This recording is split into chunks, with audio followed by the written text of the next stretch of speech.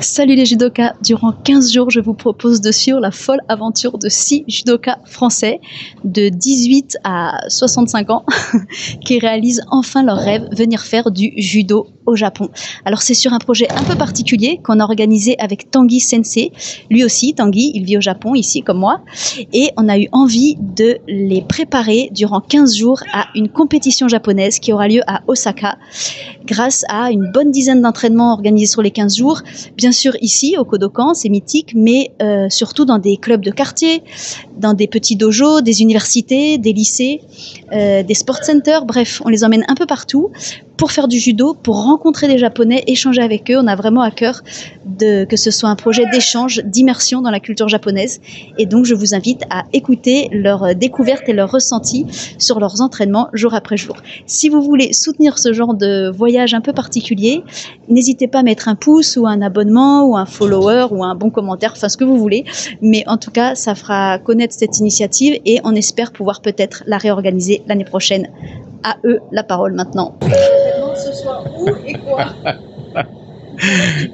On a fait un superbe entraînement de lutte, lutte gréco-romaine avec des Japonais, où on a été encore une fois super bien reçus, des gens très sympathiques.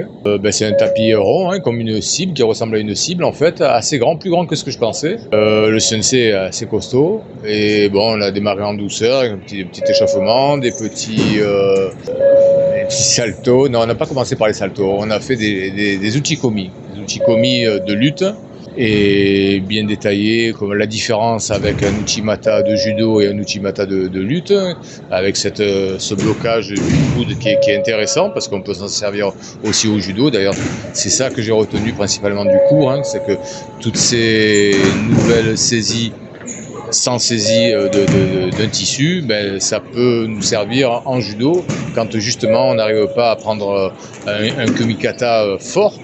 On peut se servir justement du corps et des parties du corps, du coude, des épaules pour bloquer l'adversaire et s'en servir de point d'appui pour effectuer un mouvement. Ça, c'était très intéressant. Après, tu avais l'impression que je volais pas mal, mais ouais, j'ai volé pas mal au nagekomi.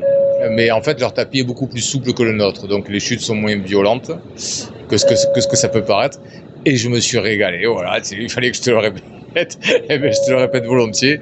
Franchement, je me suis régalé, j'ai pas eu mal, parce que j'ai eu un partenaire qui a fait encore une fois très attention à ça. Voilà, on a enchaîné après avec une partie newaza, intéressante aussi, qui s'apparente encore une fois au judo, avec quelques différences fondamentales, mais qu'on peut utiliser encore une fois en judo. Bon, nous, on n'a pas saisie de jambes autorisées debout, mais en newaza, il y a beaucoup de ressemblances. Après, on a attaqué donc les randori en newaza. Je ne sais plus si on a fait non, on n'a pas fait directement debout. Alors, il m'a semblé que c'était quand même plus cardio encore que le judo. Alors, est-ce que c'est parce que je suis tout le temps dans l'effort? C'est possible. Mais je sais que 4 minutes, ça m'a paru très long quand même. Moi, j'ai pour habitude, quand j'ai pas le kumikata ou quand j'y arrive pas, d'essayer d'attraper la nuque. Et c'est là, voilà, la nuque ou les poignets.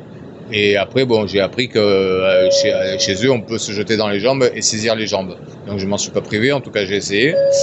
Voilà, non, ça s'est bien passé. Je crois que j'ai fait mal à personne ne m'a fait mal, c'est l'essentiel. Et tout ça dans une super ambiance, c'était nickel, je me suis régalé. Puis on a fait des techniques debout, on a fait des techniques au sol, donc ça c'était plutôt sympa. Et en plus avec crescendo, c'était un peu plus compliqué sur la fin. On a fait un peu des chukomi, donc ça c'était plutôt sympa, on revoyait un peu les techniques qu'on avait apprises. Et après on a fait des randori, donc ça c'était cool, c'était 3 minutes. C'est relativement cardio, ouais, parce que y a pas de temps d'arrêt, donc le cardio il faut qu'il suive. Après les techniques, ça ressemble quand même un petit peu à ce qu'on fait, mais effectivement il faut aller chercher les appuis sur le corps du partenaire et pas sur le kimono, donc là c'est plus compliqué, ça glisse et la sueur, donc ça nous prend beaucoup plus d'énergie au niveau du grip et des avant-bras surtout. On est sorti avec les avant-bras un peu plus effectivement On n'est plus sur le judo en fait tout souple des japonais. Là, on est vraiment sur du corps à corps. On vient se mêler un petit peu, donc c'est un peu plus ce qu'on connaît peut-être en judo en France.